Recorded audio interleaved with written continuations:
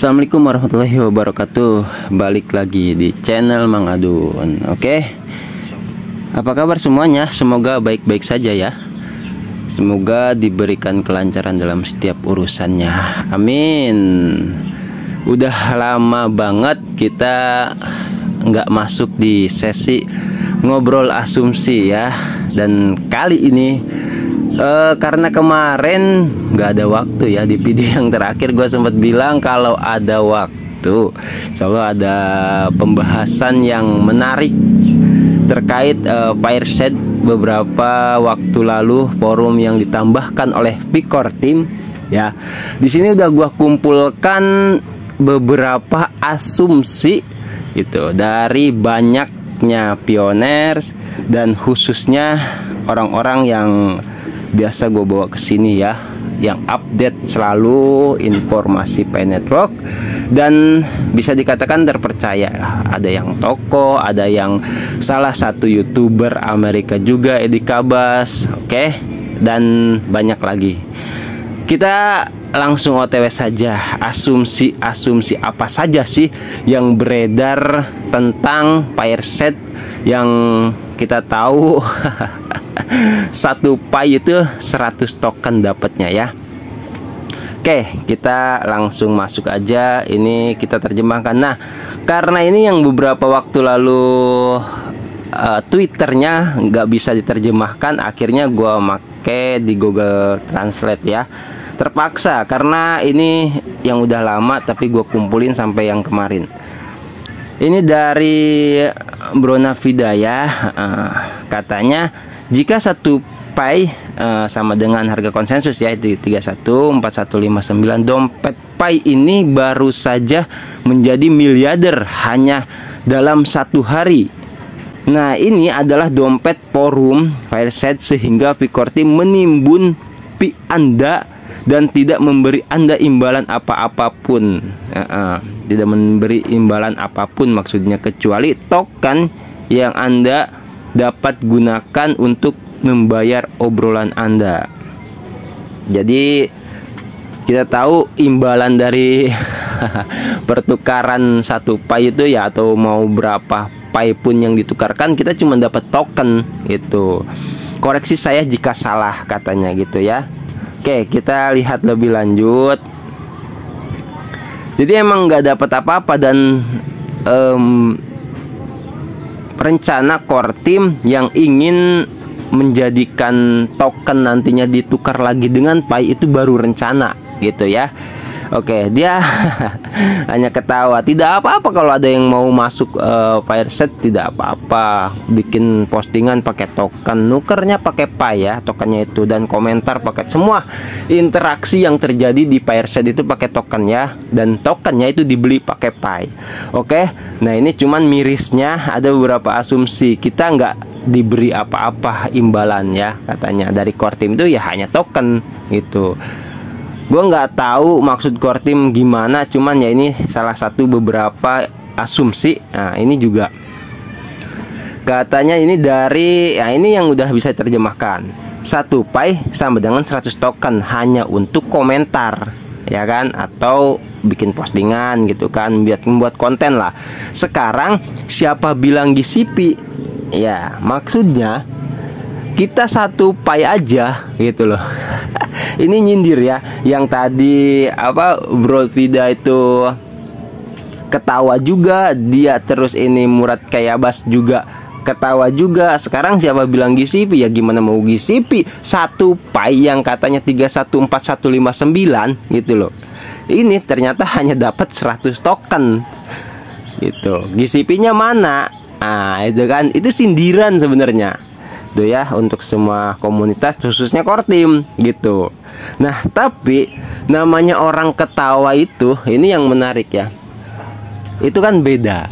Ada yang ketawa nyindir, ngeledek gitu kan. Tapi ada juga yang ketawa merupakan sebuah kebanggaan. Tuh. Nah, ini ditunjukkan oleh Woody Lecter ya. Beliau juga salah satu apa sih pelopor ya, yang sering duet sama Dorisin. Beliau mengatakan, untung saya belum KYC Orang sekelas beliau aja belum KYC loh. Mungkin 100 token akan menjadi 0,01 Pi pada saat saya melakukan KYC. Nah, beliau berasumsi seperti ini karena mungkin kan nantinya ada peningkatan, ya kan? Penukaran yang 1 Pi itu 100 token dapatnya. Nah, beliau bilang barangkali kalau beliau sudah KYC, nah itu akan berubah ya. Jadi penukaran 100 token itu akan menjadi 0,01 Pi. Bisa saja, bisa jadi 0,00 sekian Pi gitu kan.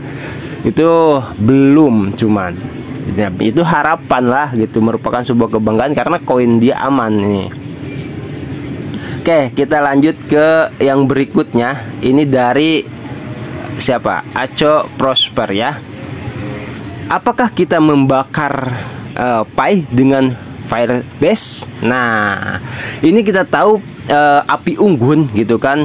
Ketika kita membeli token itu kan seolah-olah token atau Pi kita itu masuk ke api unggun gitu loh. Sehingga beliau bilang, apakah kita membakar Pi dengan Firebase? Nah, agar postingan Anda mendapatkan relevansi apapun, Anda harus memulai dengan jumlah token yang tidak masuk akal. Nah, memang tidak masuk akal karena kan 1 Pi-nya aja cuma dapat 100 gitu. Terus di sini penggunaan token adalah inisiatif Web3 yang sangat bagus dan kasus penggunaan untuk Pi. Tetapi ketergantungan total pada token benar-benar tidak ideal. Hanya pendapat katanya ya, hanya asumsi.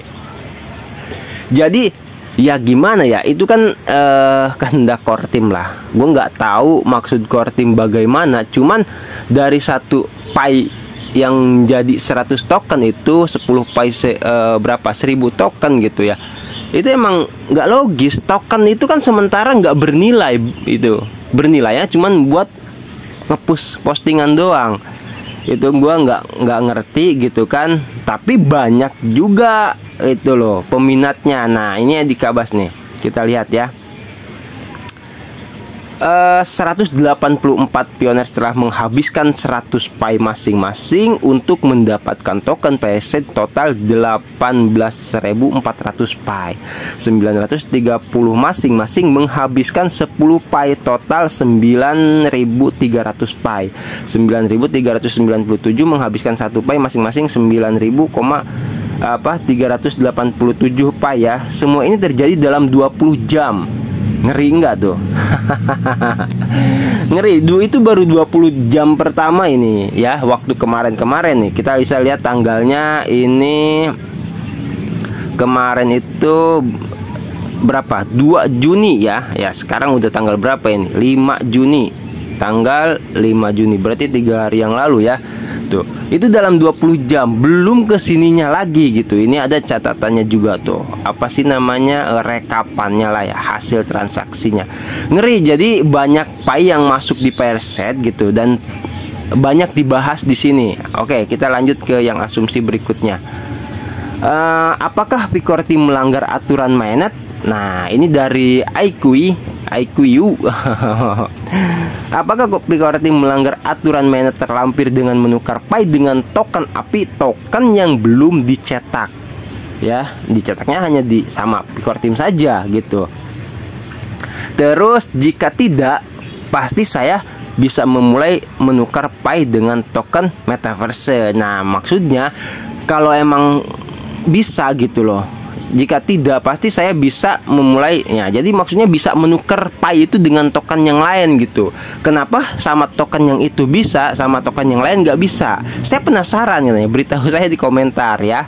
Barangkali ada yang bisa feeling nih. Kenapa tuh core team tuh bisa menukarkan? Ya ini hak core team memang ya. Cuman itu dikatakan token yang belum dicetak gitu. Hanya di core team saja, hanya di Pi Network saja, di komunitas Pi Network saja itu ya bisa di apa ya namanya ya, bisa dicairkan lah, atau Pi itu ditukar ke token gitu kan. Kenapa ke token yang lain itu gak bisa gitu? Alasannya apa? Ada yang tahu atau tidak kan gitu ya? Kalau menurut gua sih ya ini asumsi juga ya. Yaitu ya memang niatnya core team tuh hanya untuk komunitas gitu, dan dikatakan di sini melanggar aturan tidak? Nah, itu pertanyaannya. Di sini juga untuk memperkuat nih ya, untuk memperkuat statement yang tadi, gue udah ngambil dari Ahmad Darib ya, orang Indonesia namanya kayaknya sih. Kita lihat di sini, baca ya lebih jelasnya. Mengenai Fireside Forum, ada diskusi hangat di internet akhir-akhir ini.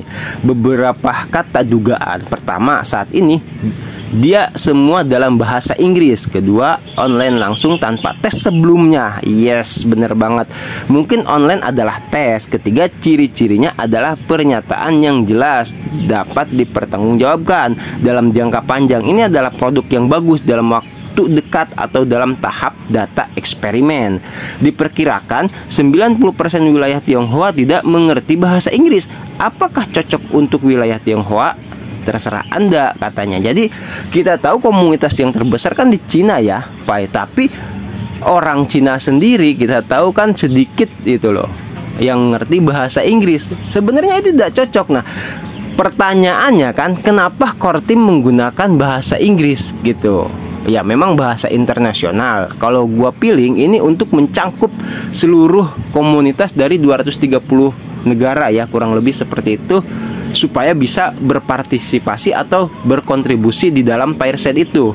Itu ya, beliau menanyakan seperti itu karena mencurigakan mungkin ya, itu. Aneh lah pokoknya. Nah, ini terkait yang apa, token tadi ya, Zen transfer internal pembelian dan penjualan koin merupakan pelanggaran. Nah, serius telah dilaporkan ke tim inti Pi untuk diganti. Katanya tidak bertanggung jawab atas aset penggunaan untuk terus melanggar aturan dan dengan sengaja. Jika akun platform diblokir, pengguna tidak akan bisa mendapatkan Pi mereka sendiri ya. Jadi ini ada beredar bahwasanya memang pelanggaran gitu, koin yang merupakan pelanggaran serius, katanya udah dilaporkan ke tim inti. Dan ini gue nggak tahu kenapa tim inti ya nggak bilang-bilang dulu lah ya. Harusnya apa memang karena mereka sudah memiliki merek dagang sehingga brand yang dimunculkannya atas nama Pinetrock gitu kan, bisa seperti itu asumsi gue. Jadi semua brand yang dikeluarkan oleh Pinetrock itu bisa sah karena memiliki yang waktu itu trade market ya, itu merek dagang gitu, bisa. Barangkali nih, coba ada yang tahu nggak kenapa core team tuh banyak beredar bahwasanya penjualan token yang menyalahi aturan lah ya gitu. Kenapa dilakukan oleh core team gitu? Apakah core team sengaja gitu ya? Terus apakah karena memang core team berani karena sudah memiliki izin itu? Terus di sini dia, banyak penambang Bitcoin dan Ethereum sangat miskin. Salah satu alasannya adalah mereka sangat ingin menyadari dan menukar koin asli yang berharga dengan token sampah yang tidak berguna. Jadi Fireside ini hanya untuk pengujian dan sosialisasi. Koin tungku tidak memiliki nilai, jadi tidak mungkin menjelaskan nilai Pi. Orang bodoh akan menenun kebohongan dengan konsensus rendah untuk menipu Pi. Nilai Pi ditentukan oleh global pioneer ya. GCP adalah efek global. Nah, maksudnya seperti ini. Jadi kayak Bitcoin, Ethereum gitu kan miskin. Salah satu alasannya adalah mereka sangat ingin menyadari dan menukar dengan koin asli yang berharga. Mungkin ada koin palsu ya dengan token sampah gitu. Sama seperti Pi ini kejadiannya. Jadi koin asli Pi gitu, banyak pioner kan berbondong-bondong ya ingin nuker ke token itu gitu kan. Itu kan karena apa? Sehingga para perintis yang sudah memiliki banyak koin Pi itu jadi balik lagi ke core team Pi-nya gitu. Ya akhirnya kita ya nggak punya apa-apa kalau jangan sampai dihabiskan sih ya. Kalau pioner Indonesia sih gue yakin paling yang minat 1-2 sih yang menjelajahi forum yang seperti itu, kurang pasti lah ya gitu. Nah terus di sini ada laporan lagi 6.000 67.000 gitu dibelanjakan pada Penetrok Perset sejauh ini. Tapi apa rencana tim inti untuk Pi ini? Saya sarankan memasukkan kembali ke kolam penambangan atau 65 bil tagihan ya bil itu. Jadi asumsi gue pribadi terkait Perset ya, gak apa-apa pioner yang lain yang stay selalu di channel Mang Adun. Barangkali juga ada yang ingin memberikan asumsinya terkait semua pemberitaan yang gua share tadi gitu. Kenapa sih kasusnya? Satu, gua simpulkan ya, Pi yang masuk di Perset gitu, ini asumsi gua pribadi, itu jangan-jangan rencana yang katanya ingin seolah-olah pioner itu ditipu sehingga bisa memberikan dengan cuma-cuma lah, ditukar dengan token gitu. Ada yang bilang seperti itu, sehingga akhirnya ya core team juga yang banyak nimbun Pi itu gitu, balik lagi ke core team. Cuman asumsi gua core team sebaliknya ingin mengamankan, walaupun tidak semua gitu, tapi ya mudah-mudahan lebih banyak Pi yang masuk lagi ke core team gitu, sehingga kalau misalkan daripada acak-acakan dibelanjakan dengan harga yang kacau gitu kan, atau bahkan dijual ke uang fiat, daripada diberlakukan dengan hal semacam itu, mungkin core team berpikir membuat forum ini yaitu untuk mengamankan Pi gitu. Balik lagi ke core team, nanti dibakar lagi gitu kan. Setelah dibakar ya dimasukkan ke penambangan lagi, jadi bisa berguna untuk orang banyak lagi. Kalau asumsi gue seperti itu sih. Core team berniat untuk mengamankan dari Perset ini. Coba barangkali ada dari pioner yang lain punya asumsi apa gitu kan, karena ini kan lumayan ngetren juga ya di beberapa kalangan gitu. Sampai banyak yang ngetawakan ya. Gue yakin sih orang-orang ini bisa, itu bahkan lebih aman. Memang kita tahu kemarin sempat gue bahas masalah Perset kenapa sebegitu diminati ya.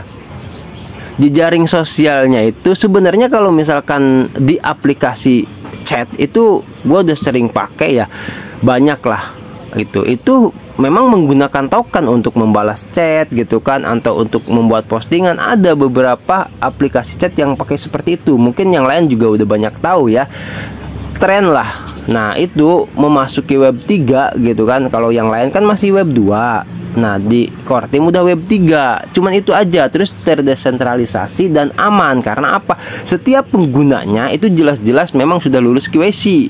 Itu aja sih plusnya kalau kata gua. Kalau soal terkait trending topik gitu kan, dinaikkan terus, itu terus di forum yang benar-benar khusus Penetrok gitu kan, atau khusus komunitas. Gua nggak tahu apakah setrending apa misalkan bahas tentang open mainnet.